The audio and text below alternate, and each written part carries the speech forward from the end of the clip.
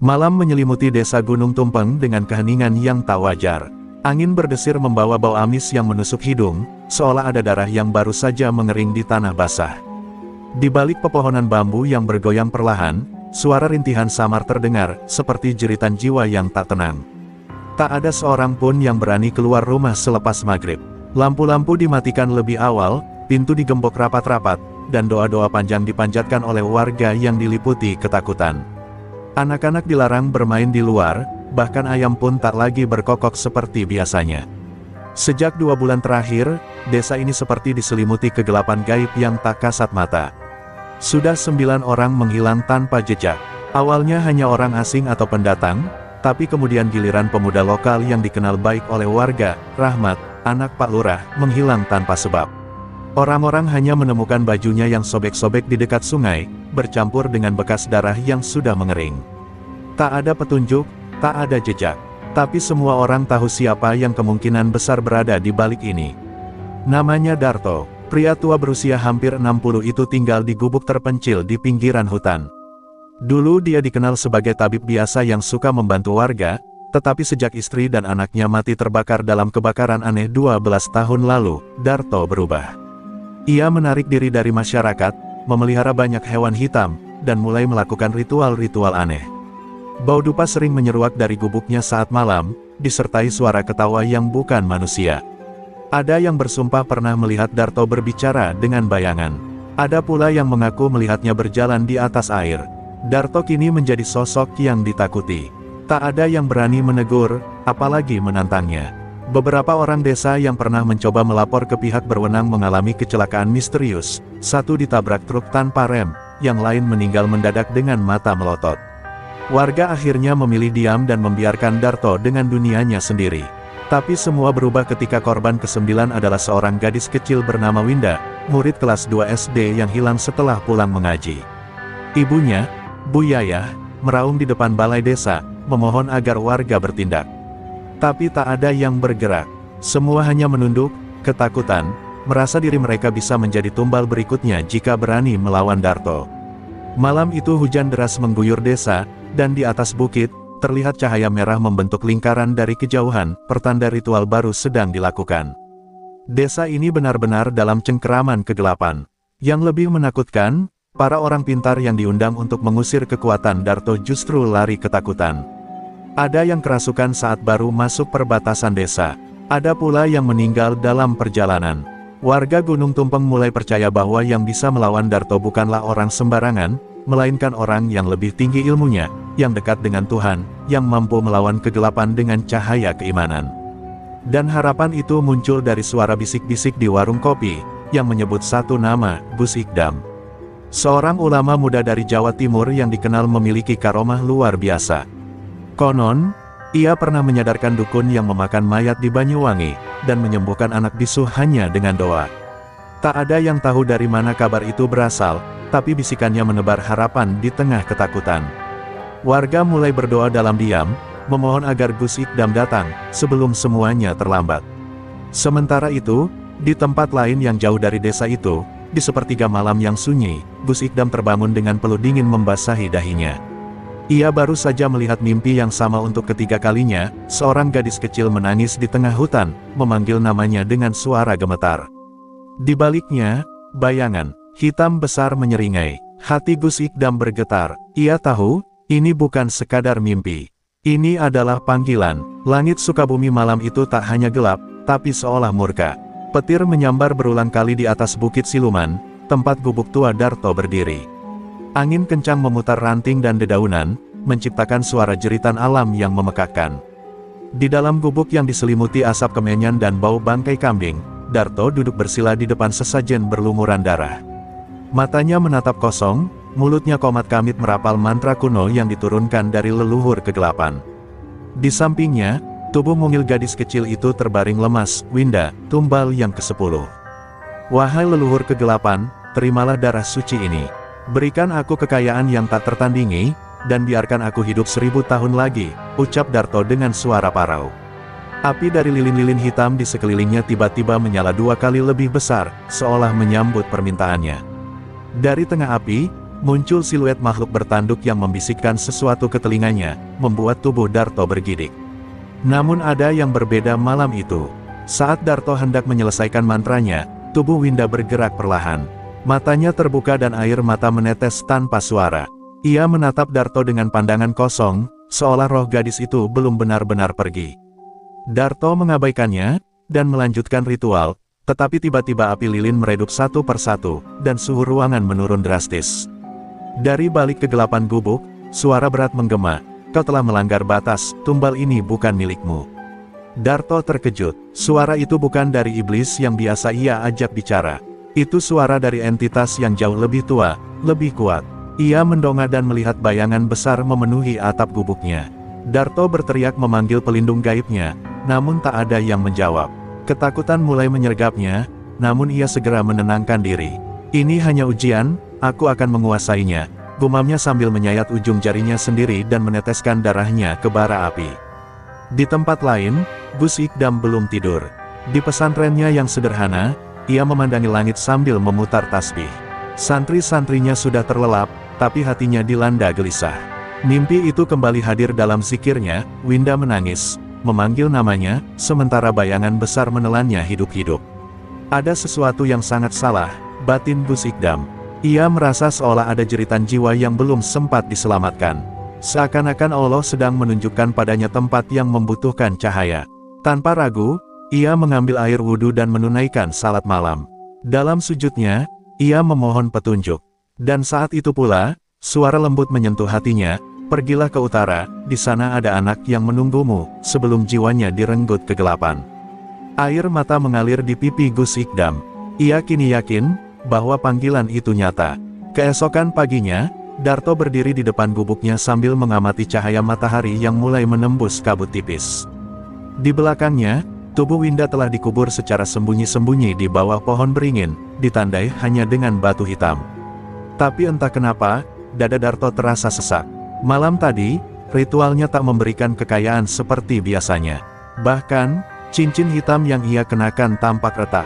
Ia mencoba menyalahkan angin, langit, bahkan roh-roh penolongnya. Tapi dalam hatinya, ia mulai merasa bahwa ada kekuatan yang akan datang, kekuatan yang akan menghancurkan seluruh fondasi ilmunya. Dan di waktu yang sama, di atas mobil tua berplat pesantren, Gus Ikdam bersiap memulai perjalanan menuju Sukabumi. Di sampingnya, dua santri kesayangannya, Rofi dan Munif, membawakan kitab, air zam-zam, dan tas ransel kecil. Mereka tak tahu bahaya macam apa yang akan mereka hadapi.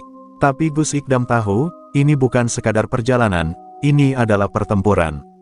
Antara langit dan neraka, mobil tua itu melaju pelan melewati jalanan yang sepi dan berkabut menuju arah utara. Gus Ikdam duduk tenang di bangku depan, matanya menatap lurus ke jalan, namun pikirannya mengembara jauh. Rofi yang menyetir sesekali melirik ke arah Gus Ikdam yang seperti berbicara dalam hati. Di kursi belakang, Munif membaca doa-doa pelindung sambil merapal ayat kursi dengan suara pelan. Perjalanan ke Sukabumi ini bukan sekadar perjalanan biasa.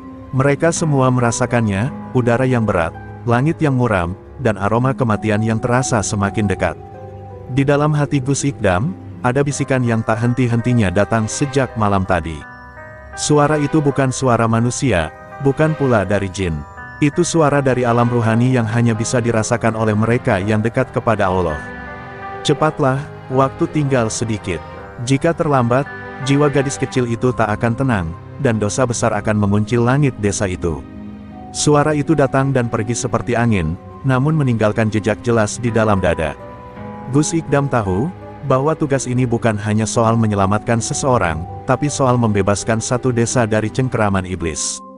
Saat mobil melewati gapura kecil bertuliskan "Selamat datang di Gunung Tumpeng", tiba-tiba mesin bergetar keras. Mobil berhenti mendadak. Rofi mencoba menyalakan kembali, namun mesin hanya menderu lirih lalu mati. Munif turun dan memeriksa, namun tak ada yang salah secara teknis. Saat itu, langit yang tadinya hanya mendung berubah kelam seketika. Angin kencang menerpa, dan suara aneh seperti lolongan terdengar dari pepohonan di sisi jalan. Seolah ada sesuatu yang tak menginginkan mereka masuk ke desa itu. "Tenang, ini hanya ujian awal," ucap Gus Ikdam sambil menutup mata, kemudian meletakkan tangan kanan di kap mesin dan membaca Al-Fatihah, ayat kursi, serta doa Nabi Sulaiman. Tiba-tiba mesin menyala kembali seperti biasa, dan suara angin perlahan mereda. Rofi dan Munif hanya saling pandang, kagum dan sekaligus takut. Mereka sadar, mereka tidak sedang menuju desa biasa. Ini adalah tanah yang telah dikotori oleh perjanjian dengan setan. Saat mobil memasuki desa, suasana mencekam menyambut mereka. Rumah-rumah tertutup rapat, tirai-tirai diturunkan, dan tak ada anak-anak yang bermain. Semua terasa mati. Seorang kakek tua yang sedang menyapu jalan perlahan berhenti dan menatap Gus Ikdam dengan mata lelah namun penuh harap. Ia berbisik pelan, akhirnya datang juga cahaya itu, semoga kau tak terlambat, nak. Gus Ikdam hanya tersenyum kecil dan menepuk bahu sang kakek, memberi kekuatan melalui genggaman tangannya. Mereka tiba di rumah kepala dusun, Pak Karna, yang sudah lama diam-diam berharap seseorang datang menyelamatkan desanya. Wajah Pak Karna tampak tua karena tekanan batin. Ia menyambut Gus Ikdam dengan mata berkaca-kaca. Kami sudah tak tahu harus berbuat apa, Gus, sudah 9, bahkan mungkin 10 nyawa melayang. Dan kami semua terlalu takut, katanya dengan suara serak. Gus Ikdam menunduk dalam, merasakan beban yang mengikat setiap jiwa di desa itu. Malam itu, Gus Ikdam menginap di rumah Pak Karna. Tapi ia tak bisa tidur. Suara tangis Winda terus terdengar dalam zikirnya. Seakan arwah gadis kecil itu masih berkeliaran, menolak pergi karena jiwanya belum disucikan. Di tengah malam, Gus Ikdam keluar menuju halaman, duduk bersila di bawah pohon jambu yang tua. Ia menengadah ke langit dan berkata lirih, "Ya Allah, tunjukkan padaku di mana kekuatan setan itu bersembunyi. Aku siap bertemu dengannya." Dan saat itu, angin berdesir membawa aroma kemenyan dari arah utara, arah tempat gubuk Darto berdiri di antara kabut dan gelapnya hutan. Gus Ikdam membuka matanya perlahan. Sudah waktunya, bisiknya. Tapi ia tahu, ini baru awal dari pertempuran panjang. Perang melawan pesugihan, melawan darah yang telah tumpah demi kekayaan, melawan iblis yang menuntut hak atas jiwa-jiwa yang direnggut paksa. Ia tak akan mundur. Cahaya harus kembali ke desa ini, meski harus melawan kegelapan yang paling pekat. Fajar menyingsing di desa Gunung Tumpeng, namun sinarnya terasa lemah, seolah mentari pun enggan menyinari tanah yang telah diracuni oleh darah dan dosa. Gus Ikdam berdiri di atas sebuah bukit kecil tak jauh dari rumah Pak Karna. Pandangannya tajam menembus kabut pagi, menuju hutan lebat di utara desa. Di sanalah tempat gubuk Darto berdiri, tempat pesugihan dipuja, tempat anak-anak tak berdosa menjadi tumbal. Angin pagi membawa aroma menyengat dari sana, campuran bau darah dan dupa hitam. Hati Gus Ikdam mengencang. Hari ini, ia harus masuk ke sarang iblis itu. Pak Karna memohon agar Gus Ikdam menunggu hingga malam. Kalau pagi, katanya dia tak ada di sana, Gus. Biasanya berkeliaran dalam wujud lain. Kita takut kalau dia tahu jenengan datang, dia akan menghilang dan pindah tempat. Tapi Gus Ikdam menggeleng. Justru pagi inilah waktu yang tepat. Iblis paling lengah saat cahaya datang, jawabnya. Rofi dan Munif mendampinginya dengan wajah tegang. Keduanya membawa kitab kecil dan botol berisi air Zam-Zam. Gus Ikdam hanya membawa tongkat kayu yang selalu ia gunakan, bukan sekadar tongkat, tapi wasilah dari gurunya yang kini sudah wafat. Langkah mereka bertiga menyusuri jalan setapak menuju hutan. Semakin dalam mereka masuk, semakin sunyi suasana. Burung tak berkicau, dedaunan tak bergerak, seolah seluruh alam menahan napas. Di balik rimbunan pohon, akhirnya gubuk tua itu terlihat. Atapnya hampir roboh, dindingnya hitam oleh arang dan lumut. Tapi yang paling mencolok adalah lingkaran tanah merah di depan gubuk, dikelilingi tulang-tulang kecil, jelas bukan tulang binatang. Munif bergidik ngeri. Ya Allah, ini tempat ritual pesugihan itu, Gus. Bisiknya. Gus Ikdam hanya menunduk sambil melafalkan ayat kursi. Ketika mereka melangkah lebih dekat, tiba-tiba udara berubah. Kabut menebal dan suara lolongan terdengar dari berbagai arah. Bayangan-bayangan berkelebatan di antara pohon. Rofi hampir terjatuh saat kakinya tersandung sesuatu, tulang lengan manusia yang masih dibalut sisa kain seragam sekolah. Ia menjerit pelan, dan Gus Ikdam segera menaburkan garam di sekeliling mereka sambil membaca doa pelindung. Ini peringatan. Darto tahu kita datang, ucapnya dingin. Tiba-tiba pintu gubuk terbuka sendiri dengan suara menderit. Tidak ada siapapun di dalam, tapi udara di sana jauh lebih panas. Di tengah ruangan, ada sebuah patung hitam mengerikan dengan mata merah menyala, dan di bawahnya tersusun persembahan berupa uang, daging mentah, dan bunga-bunga busuk. Gus Ikdam melangkah maju, membaca surah Al-Ikhlas, Al-Falaq, dan An-Naas berulang kali. Tiba-tiba patung itu mengeluarkan suara tawa yang dalam, dan jendela-jendela gubuk terbanting keras. Munif hampir pingsan, tapi Gus Ikdam menenangkan, "Jangan takut. Mereka hanya menggertak." Namun, saat Gus Ikdam memercikkan air zam-zam ke patung itu, terdengar jeritan panjang seperti wanita melahirkan. Seluruh gubuk berguncang. Dari bawah tanah, muncul asap hitam tebal yang membentuk sosok tinggi besar, makhluk tanpa wajah, dengan jubah robek dan kuku sepanjang pisau. Suara parau keluar dari kabut itu, "Kau bukan milik tempat ini, kembalilah sebelum tubuhmu terpecah 7. Gus Ikdam berdiri tegak, menatap makhluk itu tanpa gentar. "Aku datang bukan untuk diriku. Aku datang membawa amanah. Dan kau akan kembali ke tempat asalmu." Makhluk itu melengking, dan dari balik dinding, darah mulai merembes. Di antara darah itu, wajah Winda muncul sejenak, menatap Gus Ikdam dengan mata penuh harap. "Tolong aku," bisiknya lirih, sebelum wajah itu menghilang dalam pusaran merah. Gus Ikdam menggenggam tongkatnya erat. "Aku akan membebaskanmu, Nak. Demi Allah, aku akan lawan ini semua," ujarnya lirih. Di luar gubuk, angin bertiup kencang, pohon-pohon bergoyang liar, dan seekor burung gagak jatuh mati di kaki Rofi. Pertarungan baru saja dimulai. Suasana di dalam gubuk Darto semakin mencekam. Asap hitam itu kini berputar cepat, membentuk pusaran seperti angin topan kecil. Dari pusaran itu, suara-suara bisikan muncul, ribuan jumlahnya, seperti orang-orang yang pernah dikorbankan, kini merintih dalam penderitaan abadi. Rofi dan Munif gemetar, lutut mereka nyaris tak kuat menopang tubuh. Namun Gus Ikdam berdiri tenang, menancapkan tongkatnya ke tanah, dan membaca doa Nabi Ibrahim yang selamat dari api. Hasbunallahu wa ni'mal wakil. Tiba-tiba pusaran asap berhenti. Dari balik kegelapan, muncul sosok Darto. Ia bukan lagi manusia biasa. Matanya merah menyala, kulitnya pucat keabu-abuan, dan suara yang keluar dari mulutnya bukan lagi suara manusia, melainkan suara dua makhluk yang saling bertumpuk. "Gus Ikdam, akhirnya kau datang, tapi terlambat. Aku telah menjadi satu dengan yang kusembah. Tak ada yang bisa mengusikku lagi." Suaranya menggema, seperti disuarakan dari dasar sumur. Gus Ikdam melangkah maju, menatap Darto tanpa gentar. "Engkau tahu, Darto, tak ada ilmu yang tak dibayar. Kau bisa punya segalanya, tapi bukan tanpa harga. Dan harga yang kau bayar, adalah neraka yang tak pernah tidur." Darto tertawa keras, dan suara tawa itu membuat kaca jendela pecah. "Jangan bicara surga dan neraka padaku, Gus. Aku sudah melihatnya, bahkan sebelum kau datang. Aku sudah tawar-menawar dengan iblis itu sendiri." "Lalu apa yang kau dapat?"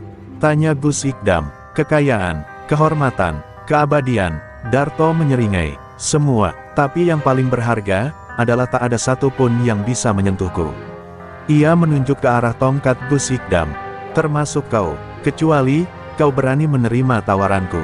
Gus Ikdam terdiam sejenak. Ia tahu ini bagian dari taktik iblis, menguji kesucian hati manusia lewat kesepakatan. Darto mendekat, dan dari balik jubahnya, ia mengeluarkan sebongkah batu hitam mengkilap, sebesar telur.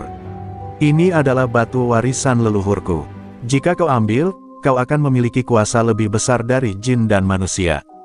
Kau bisa menyelamatkan ribuan jiwa, menyembuhkan ribuan penyakit, dan dunia akan bersujud padamu. Asalkan, kau biarkan aku dan pesugihan ini hidup." Rofi dan Munif menatap Gus Ikdam dengan bingung dan takut. Tawaran itu terdengar menggiurkan. Namun, Gus Ikdam hanya menatap batu itu sejenak, lalu meludah ke tanah. "Yang kalian anggap kekuatan, adalah kutukan. Aku tak butuh dunia bersujud, cukup Allah yang tahu niatku." Ia lalu mengangkat tongkat dan menancapkannya kembali ke tanah sambil membaca, "La haula wa la quwata illa billah."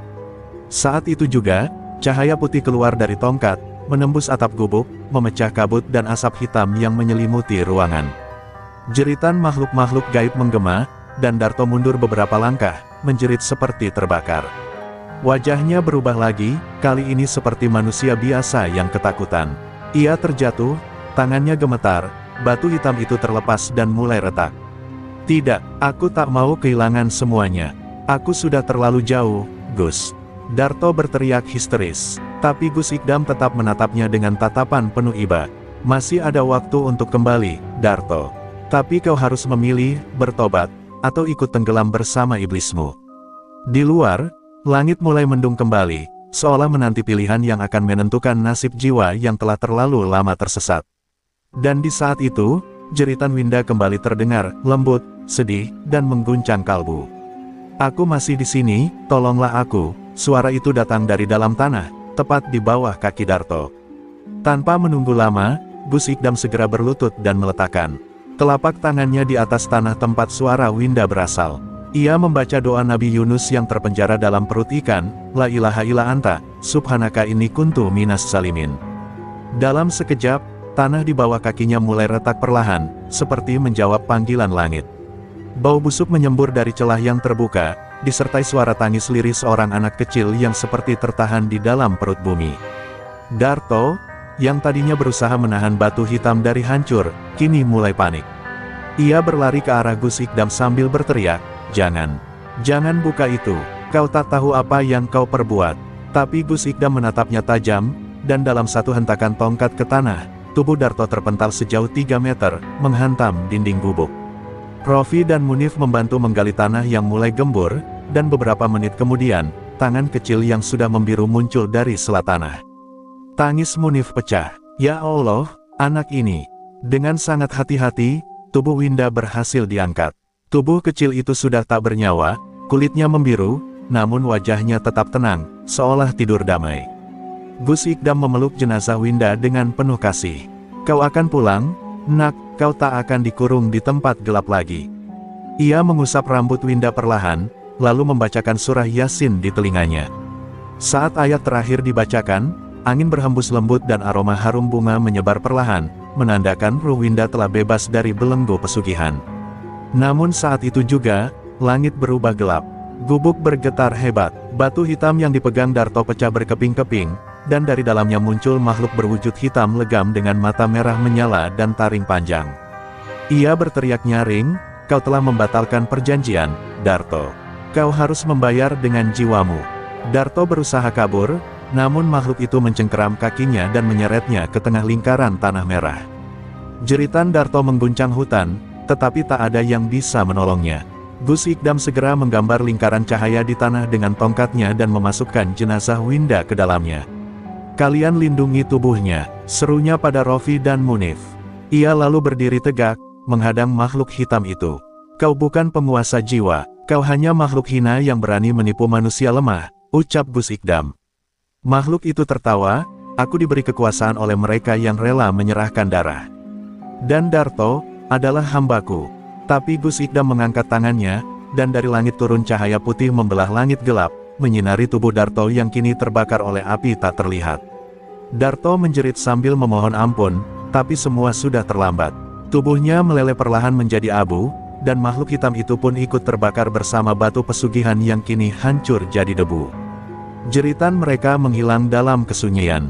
Gubuk mulai runtuh, dan tanah menelan bekas lingkaran darah itu. Hutan kembali sunyi, seolah tak pernah ada perjanjian hitam yang terjadi. Rofi dan Munif menunduk, air mata mereka tak bisa dibendung. Gus Ikdam berdiri lama di tempatnya, memandangi tanah yang kini rata kembali. Ia berkata lirih, "Setiap perjanjian dengan setan, selalu berakhir dengan kehilangan." Ia lalu menggendong jenazah Winda dengan penuh hormat, seolah mengangkat putri dari kegelapan menuju cahaya. Hari itu, satu ruh telah diselamatkan. Tapi Gus Ikdam tahu, perjuangannya belum selesai. Karena pesugihan tak hanya hidup di satu tempat, ia menjalar seperti penyakit, menunggu mangsa berikutnya. Jenazah Winda dibawa turun oleh Gus Ikdam menuju rumah Pak Karna dengan langkah perlahan. Tak satu pun dari warga yang keluar rumah. Desa Gunung Tumpeng mendadak seperti kota mati, sunyi, dingin, dan penuh ketakutan. Bahkan suara ayam pun tak terdengar, seolah semua makhluk sadar bahwa ada ruh suci yang sedang melintas di antara dua alam. Rofi dan Munif berjalan di belakang, membawa air zam-zam dan kain kafan yang semalam telah mereka siapkan. Wajah mereka masih basah oleh air mata. Tidak ada kebanggaan karena berhasil, hanya luka dalam yang tak bisa dijelaskan. Setibanya di rumah Pak Karna, isak tangis pecah. Ibu Winda langsung memeluk tubuh anaknya yang sudah dibalut kain putih. Ia meraung sejadi-jadinya, menyesali setiap detik ketika ia mengabaikan rasa curiga atas hilangnya Winda. Pak Karna pun terduduk lemas, menggenggam dada seperti baru disadarkan dari mimpi buruk yang panjang. Gus Ikdam hanya diam, membiarkan mereka menangis dalam pelukan takdir. Tak ada kata yang pantas diucapkan selain doa. Malam itu, jenazah Winda dimandikan dan disalatkan oleh Gus Ikdam sendiri. Warga perlahan keluar rumah dan mulai mendekat, beberapa membawa lilin, sebagian lain membawa bunga melati.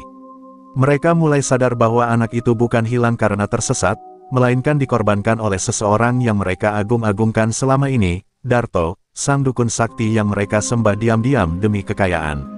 Rasa malu dan takut mulai menyelimuti hati mereka. Salah satu warga, Pak Dirman, bersujud di kaki Gus Ikdam sambil berkata, "Ampuni kami, Gus, kami ikut menikmati hasil dari darah anak-anak itu." Gus Ikdam mengangkat Pak Dirman dan menatapnya dalam. "Aku bukan siapa-siapa yang bisa mengampuni. Tapi selama kalian masih hidup, bertobatlah. Bukan di depanku, tapi di hadapan Allah. Dan tolong, jangan biarkan tanah ini kembali menyimpan darah anak-anak." Malam itu, di bawah langit mendung, jenazah Winda dimakamkan. Tak ada suara azan, tak ada upacara mewah. Hanya air mata dan angin yang menjadi saksi kepulangan seorang anak ke rumah Tuhannya. Namun saat pemakaman selesai dan semua warga kembali ke rumah masing-masing, Rofi merasakan sesuatu yang ganjil. Di sekitar makam Winda, udara tetap dingin, bahkan lebih dingin dari biasanya. Ia mendekat dan melihat kelopak bunga melati yang mereka taburkan tidak layu, malah semakin segar. "Gus," panggilnya pelan, "ada yang aneh dengan makam Winda." Gus Ikdam mendekat, dan saat itu pula, angin berhembus kencang. Suara seperti tawa anak-anak kecil terdengar samar dari arah makam. Gus Ikdam menutup matanya dan duduk bersila di samping pusara. Ia membaca doa panjang, meminta petunjuk. Dalam kehusyukannya, ia mendengar suara lirih. Bukan hanya Winda, ada banyak suara anak-anak. Mereka menangis, tertawa, sebagian memanggil-manggil nama orang tua mereka. Suara itu tak datang dari bumi, melainkan dari dimensi yang lebih dalam, bekas-bekas tumbal yang belum sepenuhnya bebas. "Mereka belum pulang," gumam Gus Ikdam. "Darto mungkin sudah mati, tapi ikatan mereka belum terputus." Keesokan paginya, Gus Ikdam memutuskan untuk tidak langsung pergi dari desa. Ia meminta waktu kepada kepala desa untuk menelusuri kembali setiap sudut hutan, setiap tempat ritual lama yang mungkin masih menyimpan benda pesugihan. Kalau kita biarkan, arwah anak itu bisa gentayangan, atau malah kembali dimanfaatkan oleh dukun lain. Suasana desa menjadi cemas. Beberapa warga mulai mengaku, ada yang pernah mendengar suara tangisan anak kecil di belakang rumah. Ada juga yang mimpi melihat anak-anak digiring ke dalam goa dengan mata kosong. Hari-hari berikutnya, Gus Ikdam bersama Rofi dan Munif menyisir setiap jengkal hutan Gunung Tumpeng. Mereka menemukan bekas altar kecil, kuburan tak bertanda, dan gua sempit yang penuh coretan darah kering. Setiap tempat itu mereka bersihkan, mereka doakan, dan mereka hancurkan bila perlu. Tapi mereka tahu, ini baru awal. Karena pesugihan tak hanya butuh tumbal. Ia butuh warisan, dan warisan itu masih tertanam di hati manusia-manusia yang belum benar-benar bertobat. Pagi itu, kabut menyelimuti hutan Gunung Tumpeng lebih tebal dari biasanya. Langkah Gus Ikdam terasa berat, seakan bumi sendiri enggan membiarkannya menguak rahasia terakhir dari luka lama desa ini. Di tangannya tergenggam erat sebuah kitab tua bertuliskan huruf Pegon, kitab warisan gurunya yang hanya dibuka ketika berhadapan dengan pusaka-pusaka kegelapan yang telah menyatu dengan tanah dan darah. Rofi dan Munif berjalan di belakang, membawa air ruqyah dan garam kasar. Di wajah mereka terpahat kecemasan yang tak mereka ucapkan. Setelah 2 hari menelusuri hutan, mereka tiba di sebuah tebing curam yang dipenuhi lumut hitam. Di baliknya, tersembunyi sebuah goa kecil, hanya bisa dimasuki dengan merangkak. Gus Ikdam berhenti, menunduk, lalu menghela napas panjang. Tempat ini, lebih tua dari dukun Darto. "Ini sarangnya," gumamnya. Saat mereka masuk, bau anyir darah dan belerang begitu menusuk. Dinding goa dipenuhi lukisan aneh, gambar anak-anak tanpa wajah, matahari yang dibalik, dan tangan manusia yang menjulur dari tanah. Di tengah goa itu, ada sebuah batu besar berbentuk meja, dan di atasnya terdapat mangkuk emas berisi darah yang sudah membeku. Di sekelilingnya, tersusun boneka-boneka kecil dari rambut manusia dan kain kafan. Tempat ini bukan hanya untuk memanggil, ucap Gus Ikdam lirih. Tapi juga untuk mengikat. Ia membuka kitabnya, membacakan ayat demi ayat, sementara Munif menuangkan air ruqyah di sekeliling altar. Tiba-tiba, angin berputar di dalam goa. Boneka-boneka itu terbakar satu persatu, mengeluarkan jeritan anak-anak yang terdengar memilukan. Dari sudut goa, suara berat mulai terdengar. Kenapa kalian ganggu tempat ini? Warisan ini bukan untuk kalian. Sesosok bayangan hitam merangkak dari celah batu. Ia bukan Darto, tapi mirip, lebih tua, lebih dingin, dan matanya putih seperti mayat. Aku, leluhur Darto, dukun pertama yang membuat perjanjian dengan darah. Aku bukan jin, aku manusia, tapi jiwaku sudah dijual. Sosok itu berdiri penuh luka dan bekas luka bakar, wajahnya tak utuh. Warisan ini harus diteruskan, tanpa itu, keseimbangan akan hancur. Gus Ikdam menatapnya penuh iba. Tidak ada keseimbangan yang didapat dari darah anak-anak. Yang ada hanya kutukan yang kau wariskan dari generasi ke generasi. Ia menancapkan tongkatnya, dan dari dasar goa, cahaya menyembur ke atas, menembus bayangan kelam itu. Sosok hitam itu menjerit, kau pikir bisa hapus jejak kami? Warisan ini sudah ada di hati manusia. Kalian bisa bakar goa ini, tapi selama manusia ingin kekayaan instan, aku akan selalu kembali. Jeritan itu menggema, dan tiba-tiba goa mulai runtuh. Batu-batu dari atas jatuh, menghancurkan altar dan dinding yang penuh simbol. Gus Ikdam menarik Rofi dan Munif keluar secepat mungkin. Sesaat setelah mereka keluar, seluruh goa tertimbun, menyisakan bau gosong dan tanah merah yang hangus. Sudah, tempat ini sudah ditutup, kata Gus Ikdam. Tapi dalam hatinya, ia tahu, penutupan ini bukan akhir, hanya pembatas, hingga ada manusia yang kembali membukanya karena tamak. Saat mereka kembali ke desa, suasana lebih tenang. Warga mulai membersihkan bekas tempat-tempat ritual, membakar jimat-jimat, dan mendatangi masjid. Tapi malam itu, ketika Gus Ikdam duduk sendiri di teras rumah Pak Karna, ia melihat sesuatu di kejauhan. Seorang anak kecil berdiri di tepi hutan, wajahnya tersenyum, lalu menghilang perlahan. Winda, ia datang hanya untuk mengucapkan terima kasih. Tapi di belakang senyumnya, ada puluhan wajah lain, masih samar, menanti giliran untuk diselamatkan. Langit di atas desa Gunung Tumpeng semakin muram meski pagi sudah menyingsing. Awan pekat menggantung, dan kabut masih menyelimuti tanah, seperti enggan beranjak meski ritual-ritual hitam telah dihentikan. Gus Ikdam berdiri memandangi batas hutan dari kejauhan, di mana semalam ia melihat senyum Winda menghilang dalam kabut. Tapi matanya tak bisa melupakan satu hal, wajah-wajah lain yang tak sempat menampakkan diri sepenuhnya. Ia sadar, masih ada jiwa-jiwa yang terikat. Dan untuk membebaskan mereka, ia harus masuk lebih dalam ke akar kutukan ini. Siang itu, salah satu warga, seorang perempuan tua bernama Mbah Watik, datang dengan langkah terlatih ke rumah Pak Karna. Ia membawa sebuah tas rotan usang dan wajah penuh air mata. Gus, saya ingin mengaku, saya dulu salah satu yang pernah menitipkan tumbal pada Darto, katanya lirih. Semua orang terdiam, Pak Karna terpaku. Rofi yang hendak berdiri langsung mengurungkan niat. Mbah Watik membuka tasnya dan mengeluarkan sepotong kain lusuh penuh darah. Ini milik cucu saya, ia hilang 5 tahun lalu. Tapi saya tahu, saya yang menyerahkannya. Suasana menjadi mencekam. Gus Ikdam duduk di samping Mbah Watik dan menggenggam tangannya. Kenapa Bu? Tanyanya lembut. Mbah Watik menangis, saya miskin, Gus, suami mati, anak tak pulang, saya bodoh, Darto bilang, hanya butuh sehelai rambut anak kecil dan sedikit darah untuk membuat saya bisa buka warung yang ramai. Saya pikir, itu bukan benar-benar tumbal, tapi sejak malam itu, cucu saya hilang, dan saya tidak pernah tenang.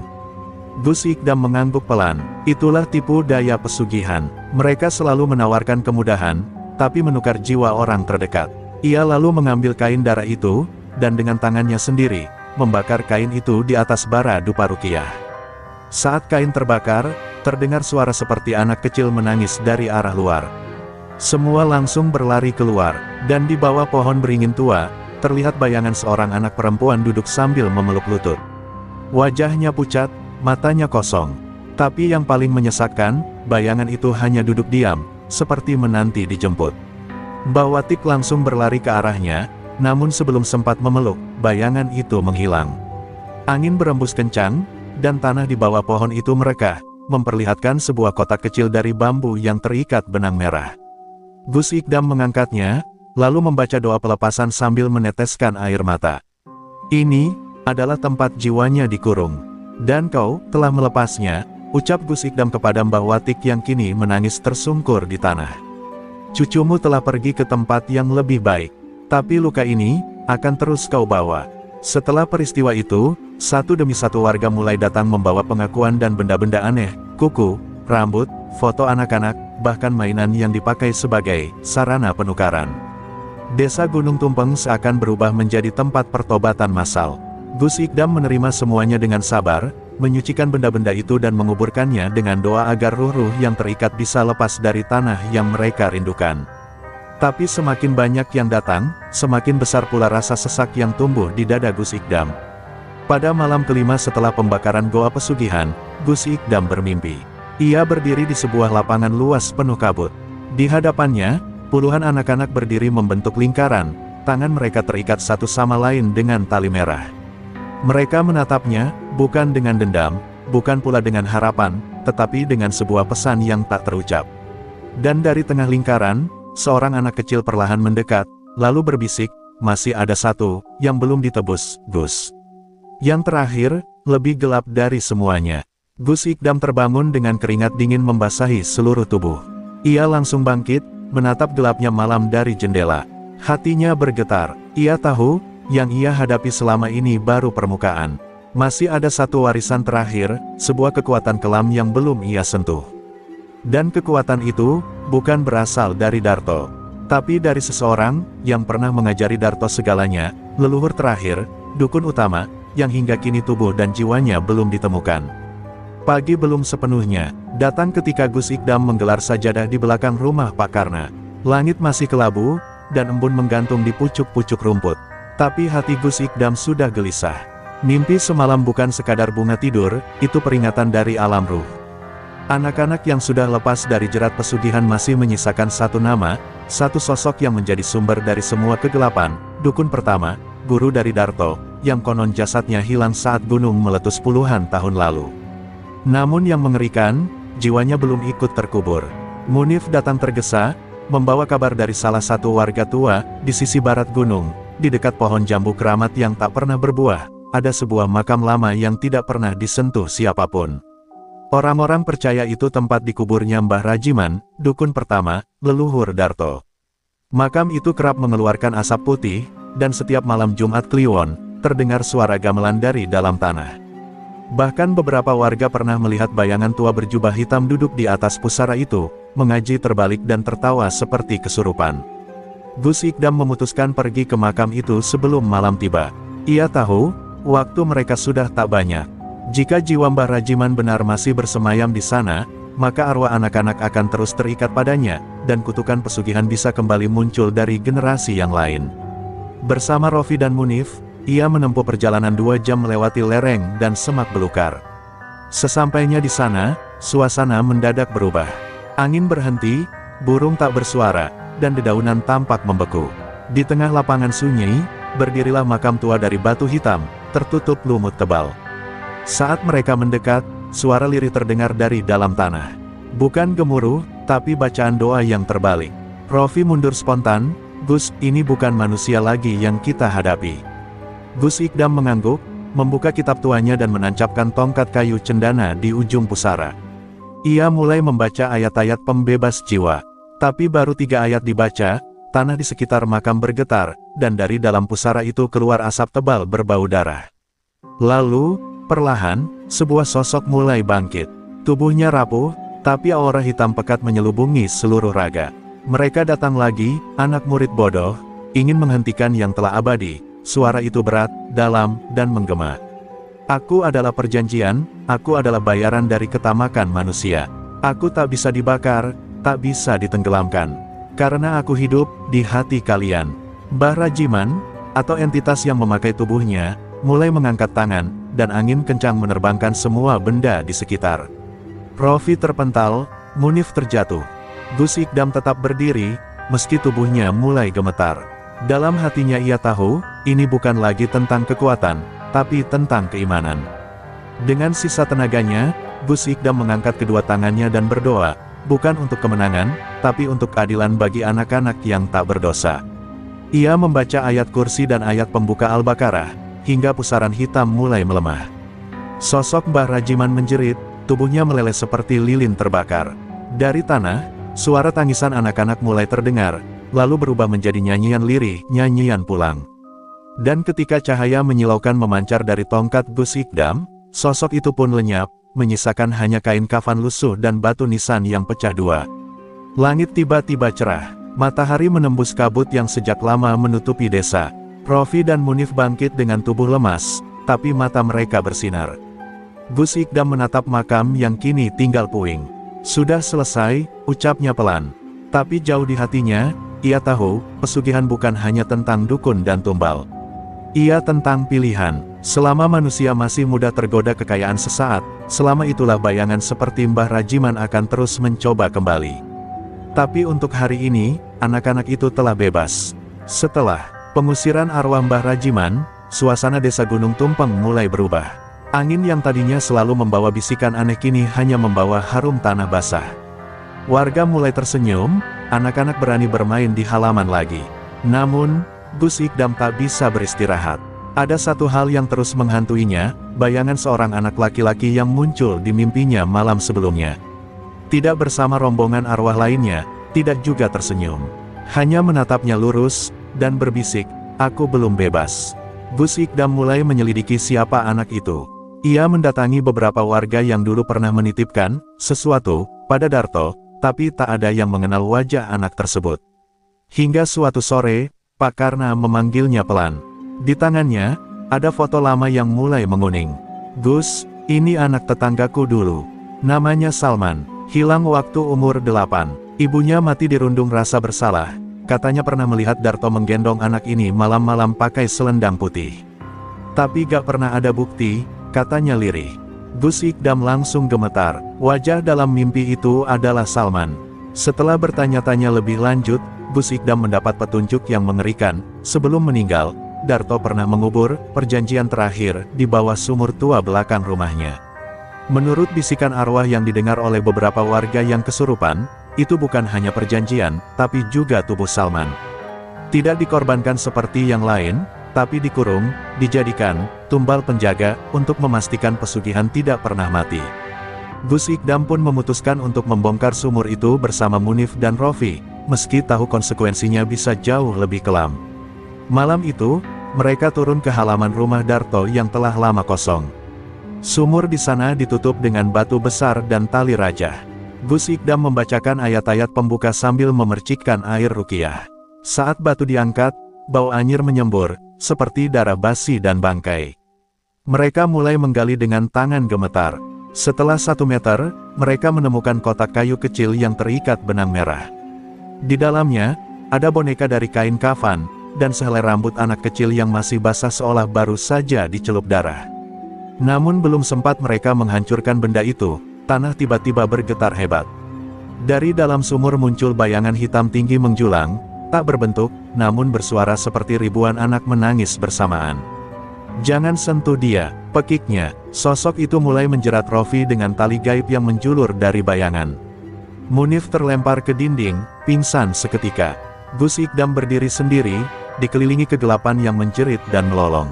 Tapi ia tak goyah. Ia membuka jubahnya, mengeluarkan segenggam garam, dan melemparkannya ke bayangan itu sembari membaca Al-Hasir 21-24 dengan penuh keyakinan. Bayangan itu meronta, melolong hingga langit malam terbelah. "Anak itu, milikku. Ia dijanjikan untuk selamanya," jeritnya. Tapi Gus Ikdam terus membaca, hingga benang merah di boneka itu terbakar sendiri. Seketika, suara anak-anak yang menangis berubah menjadi tawa kecil yang menggema lembut. Bayangan itu perlahan terkoyak oleh cahaya yang keluar dari tanah. Dan di dalam cahaya itu, muncul sosok anak kecil dengan baju putih lusuh. "Salman," ia menatap Gus Ikdam, tersenyum, lalu berlari ke arah langit, menghilang bersama cahaya. Gus Ikdam terduduk, nafasnya tersengal, tubuhnya lemas, tapi hatinya ringan. Salman telah bebas, tumbal terakhir telah dilepaskan, dan perjanjian terputus sudah. Rofi terbangun dan segera memeluk Gus Ikdam sambil menangis. Munif, meski kepalanya berdarah, ikut bersujud di samping sumur. Malam itu menjadi saksi bahwa meski kegelapan begitu pekat dan menakutkan, cahaya kebenaran yang datang dari hati yang bersih dan doa yang tulus, akan selalu mampu memecahkannya. Malam setelah pembebasan Salman, desa Gunung Tumpeng seperti tak lagi sama. Udara jadi lebih ringan, langit tampak lebih bersih dari biasanya, dan anak-anak mulai tertawa lepas tanpa rasa takut. Namun bagi Gus Ikdam, semua belum usai. Tubuhnya memang sudah kembali ke rumah Pak Karna, tapi jiwanya terasa tertinggal. Sejak pulang dari sumur itu, ia tak bicara sepatah kata pun. Matanya kosong, seperti menyimpan sisa kegelapan dari pertemuan terakhir dengan bayangan itu. Bahkan ketika disapa oleh Rofi dan Munif, Gus hanya diam dan sesekali menarik nafas panjang, seperti memikul sesuatu yang tak terlihat. Pak Karna khawatir. Ia lalu memanggil seorang sahabat lama Gus Ikdam, seorang kiai sepuh dari Jawa Tengah bernama Kiai Masum. Setelah melihat keadaan Gus, Kiai Masum langsung menyuruh semua orang keluar dari kamar. Anak ini belum kembali sepenuhnya, ucapnya tegas. Ruhnya tertinggal separuh, mungkin tertahan oleh perjanjian yang belum sempurna dibatalkan. Ia memulai ritual pembersihan ruhiyah, membaca doa-doa langka yang hanya diketahui segelintir orang, diselingi dengan tiupan napas ke ubun-ubun Gus Ikdam yang mulai menggigil tanpa sebab. Selama 3 jam ritual berlangsung, tubuh Gus Ikdam seperti orang kesurupan. Ia berteriak, tertawa, menangis dalam waktu bersamaan. Suaranya berubah-ubah, kadang seperti anak kecil, kadang seperti orang tua. Sampai akhirnya, satu suara yang sangat jelas keluar dari mulutnya, "Aku belum pergi. Gus Ikdam sudah membakarku, tapi ia harus gantikan tempatku." Semua yang mendengar sontak ketakutan. Tapi Kiai Masum tak gentar. Dengan suaranya yang tenang namun kuat, ia berkata, "Tidak ada tempat lagi untukmu di dunia ini, jin hina. Pulanglah ke neraka asalmu." Lalu, tubuh Gus Ikdam terangkat beberapa sentimeter dari lantai, lalu terjatuh. Sunyi. Setelah beberapa detik, matanya terbuka pelan, dan air mata mengalir tanpa bisa ia tahan. "Kiai, aku lihat mereka. Anak-anak itu, mereka belum sepenuhnya bisa masuk ke tempat damai. Ada gerbang, tertutup rapat. Mereka hanya bisa berdiri menatap, seperti menunggu izin terakhir," kata Gus dengan suara gemetar. Kiai Masum pun menjelaskan bahwa ada satu hal yang belum dilakukan, para keluarga tumbal harus memaafkan diri mereka sendiri, harus benar-benar mengikhlaskan kepergian anak-anak mereka. Gus Ikdam langsung bangkit, meski tubuhnya lemah. Ia meminta semua warga yang pernah berhubungan dengan pesugihan, baik langsung maupun tidak, untuk berkumpul di tanah lapang tempat ia pertama kali menginjakan kaki di desa. Malam itu, lebih dari 30 orang berdiri membentuk lingkaran. Gus Ikdam berdiri di tengah, mengangkat tangannya ke langit sambil berkata, "Anak-anak itu telah dibebaskan dari dunia ini, tapi mereka tidak akan masuk ke tempat yang damai kalau kalian masih membawa rasa bersalah. Malam ini, kita semua memohonkan maaf, dan mengikhlaskan mereka kembali pada Sang Pencipta." Satu persatu, para orang tua mulai menangis dan berteriak menyebut nama anak mereka. Suara takbir menggema di tengah linangan air mata. Doa-doa diucapkan bersamaan, dan saat malam mencapai puncaknya, langit di atas lingkaran itu dipenuhi cahaya lembut yang turun perlahan. Warga yang hadir bersaksi melihat bayangan anak-anak berlari kecil ke arah cahaya itu, tersenyum, tertawa, dan satu persatu menghilang seperti kabut tersapu mentari. Salman, yang terakhir, berhenti sejenak, menatap Gus Ikdam, lalu meletakkan telapak tangan kecilnya di dada Gus dan berkata, "Terima kasih." Tubuh Gus Ikdam kembali lemas, namun kali ini ia tersenyum. Ia tahu tugas berat itu telah selesai. Bukan hanya menyelamatkan jiwa-jiwa yang dikorbankan, tetapi juga menyadarkan manusia bahwa ketamakan bisa mengundang kejahatan yang tak terlihat. Dan bahwa keikhlasan adalah satu-satunya jalan bagi yang hidup maupun yang mati, untuk bisa pulang. Beberapa hari setelah malam pelepasan arwah, kehidupan di desa Gunung Tumpeng perlahan kembali normal. Warga mulai bercocok tanam, pasar kembali ramai, dan anak-anak tak lagi takut bermain di kebun belakang. Tapi bagi Gus Ikdam, bayangan kegelapan belum sepenuhnya pergi.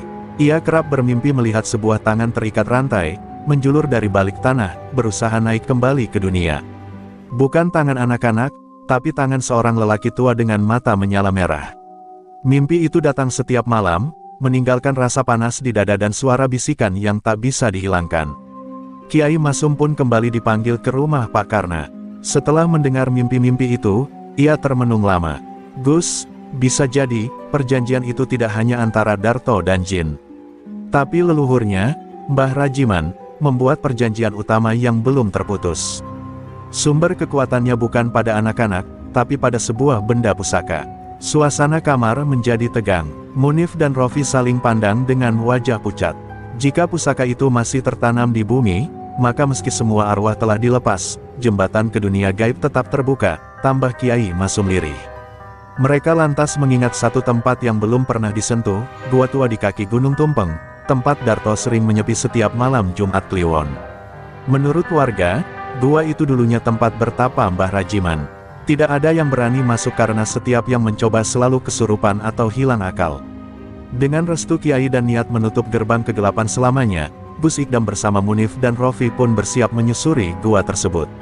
Mereka membawa air ruqyah, ayat-ayat suci, dan keberanian yang telah ditempa oleh pengalaman-pengalaman spiritual yang mengerikan. Saat mereka tiba di mulut gua, hawa dingin menyergap seperti ada makhluk yang mengintai. Langkah pertama sudah seperti menjejak dunia lain.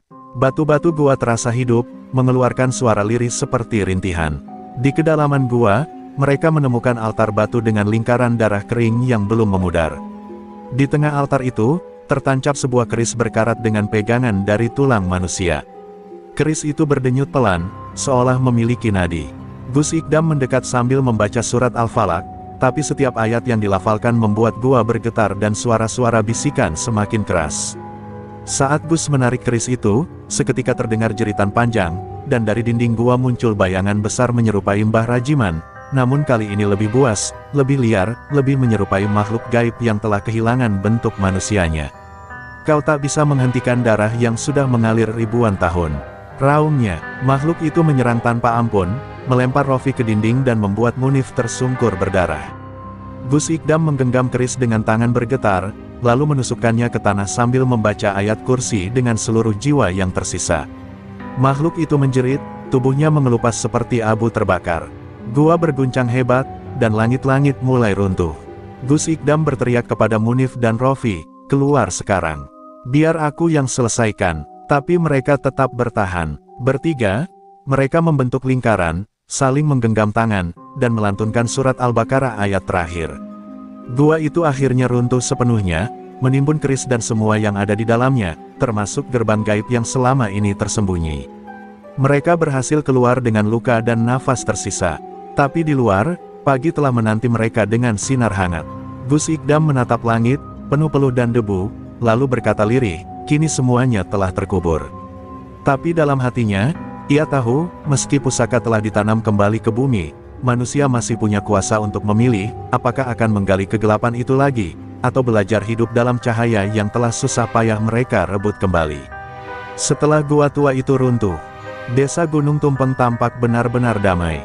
Warga mulai menata kembali hidup mereka, seolah terlahir baru dari luka yang lama membusuk. Namun bagi Gus Ikdam, ketenangan itu terasa seperti kabut sebelum badai. Beberapa hari setelah kejadian itu, ia mulai menerima bisikan dalam salatnya, bukan dari makhluk gaib, tapi dari hatinya sendiri. Sebuah pertanyaan mengganggu batinnya, apakah dosa warisan leluhur bisa benar-benar dihapus? Karena meskipun semua sudah dikubur, dosa pesugihan itu telah menurun selama 3 generasi. Dan sebagian warga, ternyata belum sepenuhnya berubah. Pada malam Jumat berikutnya, Gus Ikdam memutuskan untuk berjalan keliling desa seorang diri. Ia ingin memastikan tidak ada lagi jejak-jejak gaib yang tersisa. Tapi di ujung desa, ia bertemu dengan seorang pemuda bernama Raka, cucu dari salah satu murid Darto. Pemuda itu memandangnya penuh kebencian. Kau telah menghancurkan masa depan keluargaku, Gus, katanya dingin. Kakekku dulu punya sawah 7 petak karena perjanjian itu. Sekarang kami tak punya apa-apa. Kau datang, menghapus semuanya dengan doa-doamu. Gus Ikdam hanya menatapnya pilu. Luka yang diwariskan memang sulit disembuhkan dengan logika. Keesokan harinya, kabar buruk mulai terdengar. Seekor kambing ditemukan tanpa kepala di ladang belakang rumah warga. Di dekatnya, ada lingkaran tanah gosong dan bekas darah segar. Gus Ikdam segera tahu, ada yang mencoba membuka kembali jalur gaib pesugihan. Ia mendatangi Kiai Masum yang masih tinggal sementara di desa. Ini bukan hanya soal keris atau gua, Gus, ujar sang kiai. Selama manusia masih menyimpan iri dan tamak dalam hatinya, jalur kegelapan itu akan selalu dicoba dibuka kembali. Kita hanya bisa membendung, bukan menghapus keinginan manusia. Gus Ikdam mengajak beberapa pemuda desa untuk berjaga malam. Ia ingin memastikan tidak ada yang bermain-main dengan dunia yang tak kasat mata lagi. Tapi malam itu, mereka justru menemukan altar baru, dibuat dari batu nisan lama dan tulang hewan. Di tengah altar itu, ada botol kecil berisi darah yang masih hangat.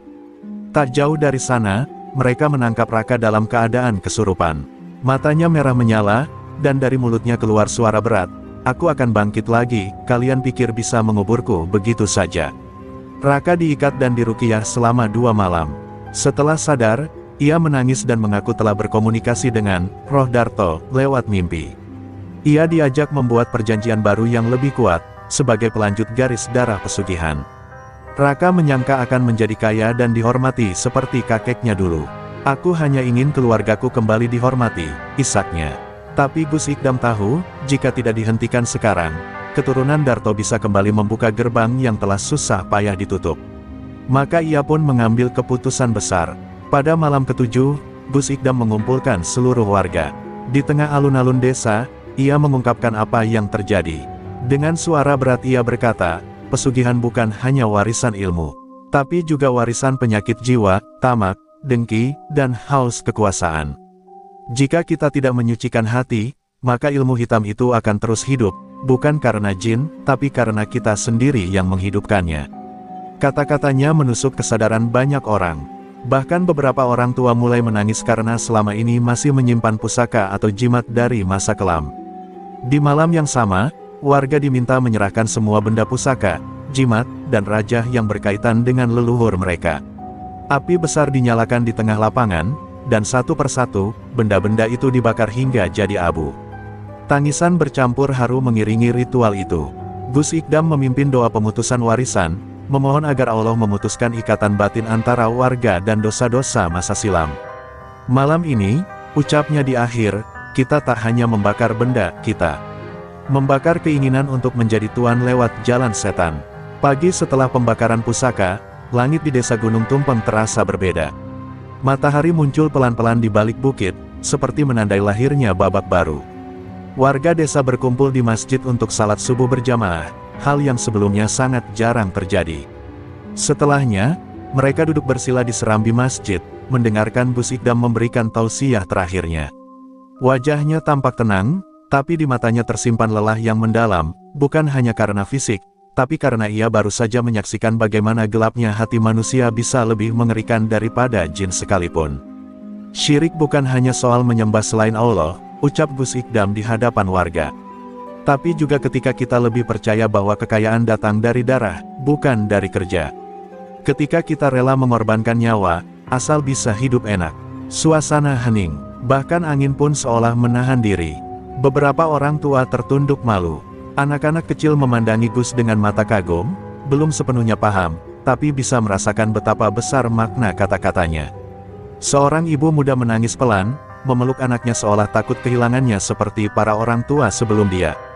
Kiai Masum, yang duduk di samping Gus Ikdam, menambahkan, desa ini sudah Allah beri kesempatan kedua. Jangan sia-siakan, sebab tak semua tempat yang dihantam dosa dapat bangkit kembali. Beliau lalu mengajak seluruh warga berdiri dan membaca istighfar bersama-sama, ribuan kali, sambil mengelilingi bekas lapangan pembakaran. Langkah kaki mereka seperti langkah tobat, pelan namun pasti, menandai bahwa Gunung Tumpeng tak hanya berubah secara lahir, tapi juga batin. Mereka berjanji di hadapan Allah dan sesama, bahwa tak akan ada lagi darah, tumbal, atau perjanjian dengan makhluk selainnya. Di malam hari, Gus Ikdam menuliskan sesuatu di buku catatannya. Ia menulis nama-nama anak-anak yang dulu menjadi tumbal, satu persatu. Lalu ia berdoa dalam sunyi, "Ya Allah, terimalah mereka di sisimu. Dan ampunilah kami, yang lalai menjaga mereka." Air matanya jatuh di atas halaman terakhir buku itu, menyatu dengan tinta yang belum kering. Setelahnya, ia menutup buku itu dan membungkusnya dalam kain putih. Buku itu tidak ia bawa pulang, ia menguburkannya di kaki Gunung Tumpeng, sebagai saksi sunyi atas kisah luka, tobat, dan harapan baru. Pagi berikutnya, Gus Ikdam berpamitan. Warga mengantarnya sampai ke batas desa, penuh haru dan tangis. Raka, yang dulu ingin menjadi pewaris kegelapan, mendekap Gus erat-erat. "Maafkan saya, Gus, saya sudah salah jalan." Gus Ikdam hanya tersenyum, menepuk pundaknya dan berbisik, "Setiap orang bisa tersesat. Tapi yang paling mulia adalah mereka yang mau kembali." Kalimat itu melekat di hati Raka seumur hidupnya. Saat kaki Gus Ikdam melangkah menjauh dari Gunung Tumpeng, angin berhembus lembut. Ia menoleh sekali lagi ke belakang, melihat desa itu dari kejauhan. Desa yang dulu dililit kegelapan, kini mulai bercahaya. Ia tahu, tugasnya sudah selesai di sini. Tapi di luar sana, masih banyak tempat yang membutuhkan sentuhan dakwah dan keberanian. Sebab selama manusia masih menyimpan tamak dan takut, selama itu pula celah kegelapan akan terus mencoba merasuk kembali. Dan Gus Ikdam akan selalu siap datang, bukan sebagai penyelamat, tapi sebagai pengingat bahwa cahaya selalu ada bagi siapapun yang ingin pulang. Pulang ke jalan Allah, pulang ke fitrah sebagai manusia yang jujur, bersih, dan penuh cinta.